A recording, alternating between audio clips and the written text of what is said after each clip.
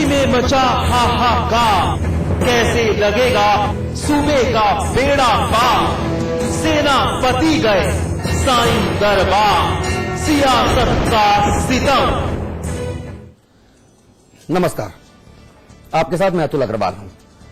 मुजफ्फरनगर दंगों को लेकर चौतरफा घिरी उत्तर प्रदेश सरकार की मुश्किलें लगातार बढ़ती जा रही हैं। सूबे के बदले हुए हालात और चुनौतियों के बीच दंगों के दौरान मुजफ्फरनगर में कैंप करके मुस्तैदी से काम करने वाले अपर पुलिस महानिदेशक यानी ADG law and order Arun Kumar ने यूपी छोड़ने की इच्छा जताई है। इस बीच एडीजी साहब छुट्टी लेकर शिरडी के साईं बाबा के दरबार में चले गए हैं। ADG Arun Kumar UP ATS और एसटीएफ के भी सुप्रीमो हैं। जब सूबा चौतरफा मार झेल रहा हो तो किसी अधिकारी का यूं बीच में छोड़कर जाना कई बड़े सवालों को जन्म देता है। यूपी में मचा हाहाकार, कैसे लगेगा सूबे का बेड़ा पार।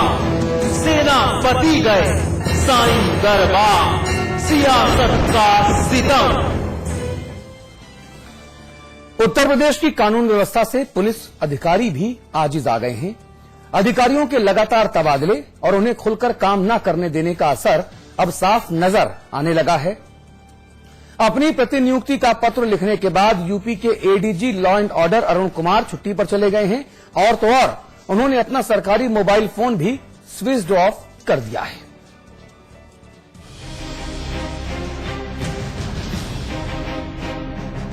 सियासत के सितम से नाक तक छक चुके सूबे के एडीजी लॉ एंड ऑर्डर तबादले की चिट्ठी देकर छुट्टी पर चले गए हैं। एडीजी साहब केवल छुट्टी पर ही नहीं गए बल्कि यूपी छोड़ने की इच्छा भी जताई है।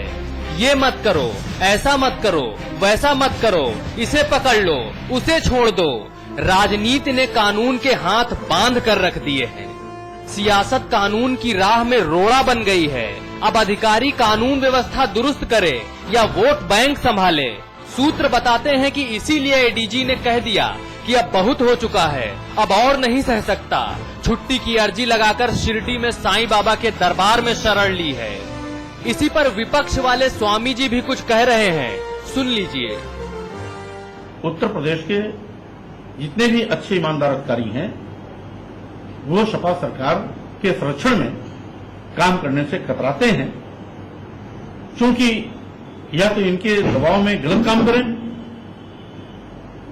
जिसकी जवाबदेही उनको आगे पीछे कभी न कभी देना होगा, और या अपना दामन बचाने के लिए वो उत्तर प्रदेश छोड़ करके केंद्र की प्रतिनियुक्ति पर चले जाएं।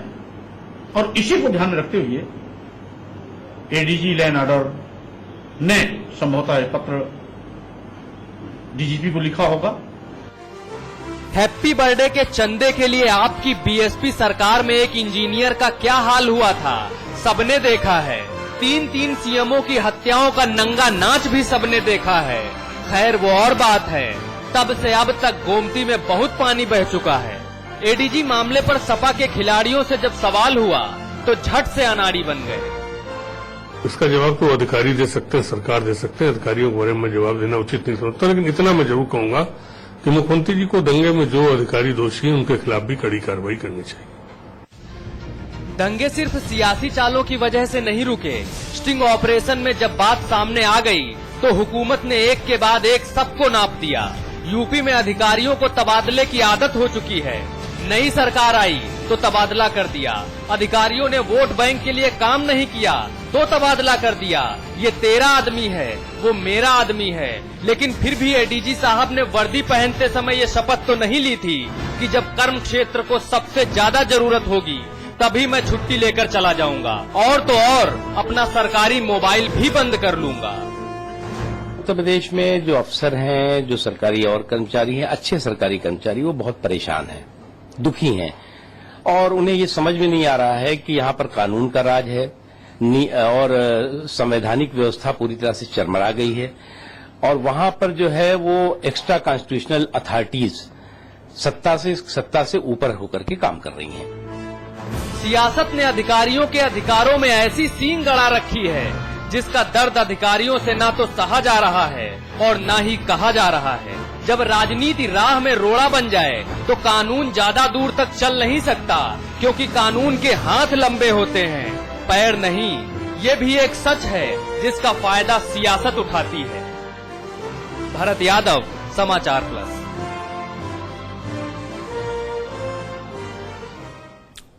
जी, इस मुद्दे पर चलिए बात करेंगे। हरीश रावत साहब हमारे साथ हैं। आप केंद्रीय जल संसाधन मंत्री हैं, वरिष्ठ कांग्रेसी नेता हैं। हमारे साथ एसपी यादव साहब हैं, आप उत्तर प्रदेश सरकार में राज्य मंत्री हैं। लक्ष्मीकांत वाजपेयी जी हैं, आप उत्तर प्रदेश बीजेपी के सर्वे सर्वा हैं।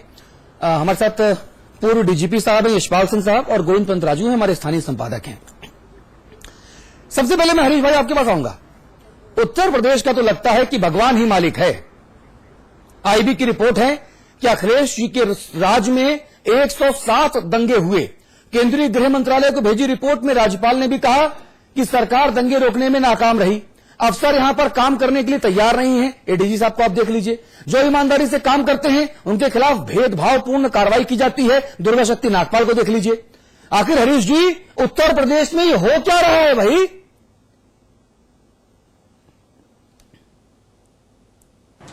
असल में ये दंगे तो एक षड्यंत्र का परिणाम है। ये तो एक प्रकार से मैन्युफैक्चर किए गए, कुछ लोगों ने ऐसे हालात पैदा किए, जो लोगों में जो झगड़े हुए, वो अपराध थे, जिन अपराधों को अपराध मान करके उसी समय राउंड अप कर दिया जाना चाहिए था दोनों पक्षों के, और मौका दिया गया कि ये चीजें फैलें और दंगे का स्वरूप लें। तो एक प्रकार से जानी बूझी साजिश के तहत किया गया है। और मैंने इसीलिए गृहमंत्री जी को चिट्ठी लिखी है कि भाई इसमें सीबीआई की जांच की जरूरत लगती है। राज्य सरकार मान करे न करे, लेकिन इस पर विचार करना चाहिए। यदि हमने ये बात का पता आज नहीं लगा, तो अगली बार ये पता नहीं कहाँ इस तरीके की प्रयोगशाला बनाएंगे। कुछ ताकतें हैं जो हर हालत में चाहती हैं कि इस आधार पर, जिस आधार पर मुजफ्फरनगर में दंगे करवाए गए, सारे प्रदेश में और देश भर में करवाए जाए। ये बहुत खतरनाक साजिश हो रही है। ये बड़ी दुश्मनी निकाली जा रही है। कौन इसके पीछे है, इसको सामने लाना बहुत आवश्यक है जी, बहुत आवश्यक है। ठीक है, आप रहिए हमारे साथ। एसपी यादव साहब, अगर आपको मेरी आवाज आ रही हो तो मैं आपसे सिर्फ ये जानना चाहता हूं कि उत्तर प्रदेश के आईएएस आईपीएस अधिकारियों को राम गोपाल जी दिल्ली वापस भेज रहे थे जब दुर्गा शक्ति नागपाल का मामला बड़ा जोर शोर में था। आज एडीजी साहब बिना बताए चले गए। वो कहते हैं यूपी में काम करने में मन नहीं लगता। अधिकारियों को उनकी जाति देखकर और वो किसका आदमी है उसको देखकर यहां से वहां स्थानांतरित किया जाता है। क्या ऐसे प्रदेश चलेगा मंत्री जी? नहीं, एकदम गलत आरोप है। जात देखकर नहीं किया जाता है, कार्य प्रणाली देखकर किया जाता है, मेरिट देखकर किया जाता है ट्रांसफर। और कोई अधिकारी अगर मेरिट पे खराब नहीं उतरता है, कार्य प्रणाली ठीक नहीं है, तो उसको हटाया जाएगा। तो अरुण कुमार जी से क्या नाराजगी है? गलत है कि मतलब चूंकि हमारी सरकार जो है, देखिए उत्तर प्रदेश में जब से हमारी सरकार आई है, जब से हमारे युवा मुख्यमंत्री जो है जनहित के काम कर रहे हैं, गरीबों के लिए जो है काम कर रहे हैं, लोही आवास दे रहे हैं, कन्या विदा धन दे रहे हैं, सारी जो सांप्रदायिक काटते हैं और जो पूंजीवादी काटते हैं, क्या फायदा है। और एक तरीके से साजिश, ये साजिश की जा रही है। अरे भाई, तो साजिश में आप लोग रोक क्यों नहीं पा रहे हैं? पूरी की पूरी सरकार तो है आपके पास। उत्तर प्रदेश देश का सबसे बड़ा सूबा है। प्रधानमंत्री के बाद उत्तर प्रदेश के मुख्यमंत्री का रुतबा माना जाता है। ऐसा है, और आप लोग उसको रोक क्यों नहीं पा रहे? देखिए ऐसा है, चूंकि ये चूंकि उत्तर प्रदेश में 80 सीट है, इसलिए पूरा दिल्ली की लड़ाई उत्तर प्रदेश में हो रही है। चलिए, अभी 84 को डिक्लेयर किया गया। आजकल मैं समाजवादी पार्टी के जिन जिन नेताओं से बात करता हूं, वो उस मुद्दे विशेष पर बात न करके दुनिया भर के मुद्दों पर बात करने में उनको मजा आता है। मुद्दा यहां पर अधिकारियों की नाराजगी का है। अरुण कुमार साहब अपनी उपेक्षा से नाराज क्यों हैं? ये तो जाना चाहिए ना। कहा जा रहा है कि आप प्रशासनिक मशीनरी में, पुलिस में इतनी दखलंदाजी कर रहे हैं कि आदमी काम ही नहीं कर पा रहा। वाजपेयी जी, नहीं, ये तो ये जानकारी करने की जरूरत जब हो, जब ये जानकार ना हो। ये तो जानबूझ के अनजान बन रहे हैं समाजवादी पार्टी और उसकी सरकार के भाग नियंता। इन्हें उत्तर प्रदेश की चिंता नहीं है, शुद्ध तौर पर अपनी वोटों की चिंता है इन्हें सब जानकारी है। अच्छे अधिकारी काम नहीं कर पा रहे, ये इन्हें पता है। और जो दोष भी अधिकारियों को दे रहे, संभाल पा खुद नहीं रहे हैं। और अगर मैं कहूं एक लाइन में, तो नाच ना आवे आंगन टेढ़ा जी। क्षमता खुद नहीं बात कर रहे युवा मुख्यमंत्री। उस युवा का क्या फायदा जो अनुभवहीन हो, उस युवा का क्या फायदा जो कोई कदम उठा नहीं सकता हो, कोई घोषणा करके उसको लागू नहीं करा सकता हो। तो मैं तो उस युवा को युवा मानने को तैयार नहीं जी। ये समाजवादी पार्टी वालों की मजबूरी होगी, उत्तर प्रदेश की जनता की मजबूरी नहीं है। अच्छा हरीश रावत जी, मैं एक चीज आपसे और पूछना चाहता हूं। उत्तर प्रदेश के जो एडीजी हैं law and order, Arun Kumar साहब, उनके बारे में खबरें आ रही हैं कि वो अपनी उपेक्षा से नाराज हैं। इसके पहले दुर्गा शक्ति नागपाल का मुद्दा गरमाया था, तब रामगोपाल जी ने कहा था कि केंद्र अपने सभी आईएएस आईपीएस वापस बुला ले। अभी आईपीएस नवनीत राणा, शलभ माथुर और सुभाष चंद्र दुबे के खिलाफ कार्रवाई की वजह से एडीजी साहब नाराज बताए जाते हैं। वो दिल्ली वापस आना चाहते हैं, मगर उन्हें यूपी सरकार रिलीव करने को तैयार नहीं है। अधिकारी यहां पर इतने इनसिक्योर क्यों हैं हरीश जी यूपी में? कोई भी सरकार ब्यूरोक्रेसी का मनोबल तोड़ करके काम नहीं कर सकती है। और अरुण कुमार जी का मैंने पढ़ा, मुझे बहुत तकलीफ हुई। एक अच्छा अधिकारी जिसकी इस समय यूपी में बड़ी जरूरत है, उसका मनोबल बढ़ाने के बजाय कि उसका मनोबल टूट रहा है, तो मैं अखिलेश जी को सलाह दूंगा कि वो उनसे बातचीत करें और उनके विश्वास को फिर से रेस्टोर करें। और रहा सवाल किस तरीके से, मुझे लगता है कि कुछ लोग उत्तर प्रदेश के अंदर अखिलेश जी की खिचड़ी भी खराब करना चाहते हैं। कुछ चीजें मुझे गड़बड़ लगती हैं, लेकिन जो भी है, मगर जो भी है, मुजफ्फरनगर में जो कुछ हुआ वो बहुत बहुत बहुत दुखद है, बहुत दुखद है। और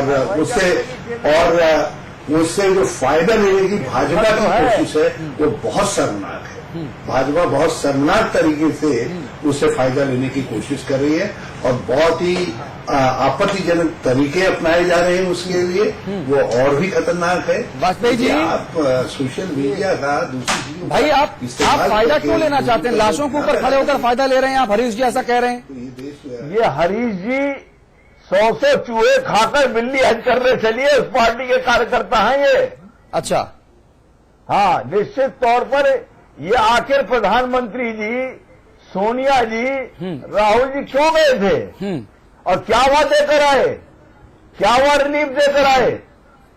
और बड़ी देर कर दी, हजूर आते आते इतने दिन बाद गए थे और घड़ियाली आंसू बहाकर चले आए। अरे राज्यपाल की रिपोर्ट है हरीश रावत जी आपकी सरकार के पास, मुख्य प्रधानमंत्री जी स्वयं मुजफ्फरनगर के हालात देख आए। क्यों नहीं प्रधानमंत्री जी दिल्ली की सरकार उत्तर प्रदेश सरकार के विरुद्ध कार्रवाई करती? नंबर 1। नंबर 2, अगर आपको लगता है तो हमारी तो खुद की मांग है कि जस्टिस विष्णु सहाय से न्याय मिलने वाला नहीं है, ना अधिकारियों को, ना जनता को, ना दोषी निकल के आने वाला है। वॉइस रिपोर्ट आएगी। ऐसे में अच्छा होगा अधिकारी भी सुरक्षित काम करें, जनता भी सुरक्षित रहे, जो दोषी हो सामने आवे निकलकर, ठीक है, उसके विरुद्ध कार्रवाई हो। ठीक है, इसके लिए या तो सुप्रीम कोर्ट का रिटायर्ड जज जांच करे, या हाई कोर्ट का जज हो तो उत्तर प्रदेश से बाहर का हो जी। विष्णु सहाय जैसा व्यक्ति न्याय नहीं देगा। ठीक है, यशपाल जी से मैं बात करना चाहूंगा। यशपाल सिंह साहब, मुझे एक चीज बताइए, क्या उत्तर प्रदेश, वाजपेयी जी आ रहा हूँ, जांच क्यों नहीं कराते? ठीक है, जिसकी मॉनिटरिंग सुप्रीम कोर्ट या हाई कोर्ट करे। आ रहा हूँ वाजपेयी जी, आपके पास आ रहा हूँ। यशपाल सिंह साहब, क्या उत्तर प्रदेश में आज के दौर में आईएएस आईपीएस अधिकारी हों, वो पीपीएस अधिकारी हों, क्या सत्ताधारी समाजवादी पार्टी के नेताओं के गैर जरूरी और गैर जिम्मेदाराना दबाव की वजह से अधिकारी हैरान परेशान है? क्या खुश तो वो हैं जो चाटुकारिता कर रहे हैं, लेकिन जो ईमानदारी से काम करना चाहते हैं, क्या वो परेशान है?